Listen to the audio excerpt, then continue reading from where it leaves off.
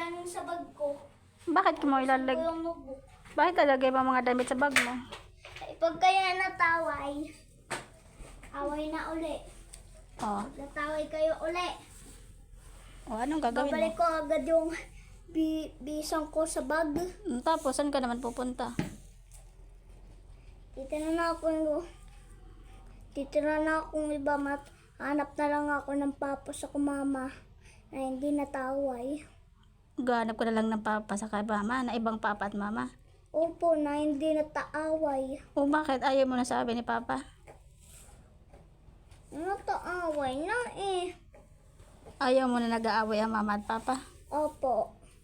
O di, sige, hanap ka. Pag nag-aaway ulit kami, aalis ka, maghanap ka ng ibang mama at papa. O sige, alis ka. Hanap ka ng ibang mama at papa. O di, saan ka titira? Hindi ka na dito titira. Ha? Hindi ka na dito titira? Bakit ayaw mo na ba nag-aaway ang mama at papa? Opo. Bakit ayaw mo? Bakit nga? Kasi bad yun po.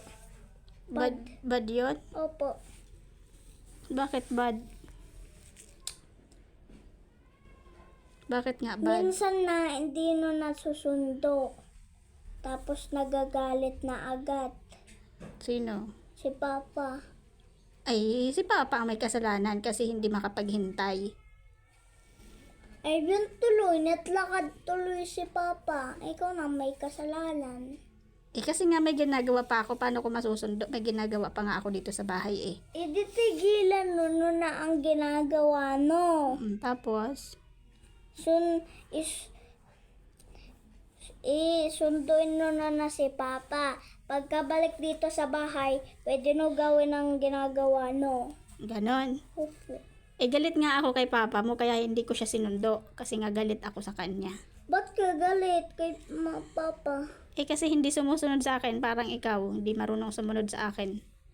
Hindi nakikinig sa akin. Kita ko gayon. Hindi nakikinig sa akin. Parang ikaw, matigas din ang ulo, hindi nakikinig sa akin. Sanjaya naman lalaki. Sadyang ganyan ang lalaki? Matigas ang ulo, hindi nakikinig sa babae? Ay, hindi pwedeng ganon.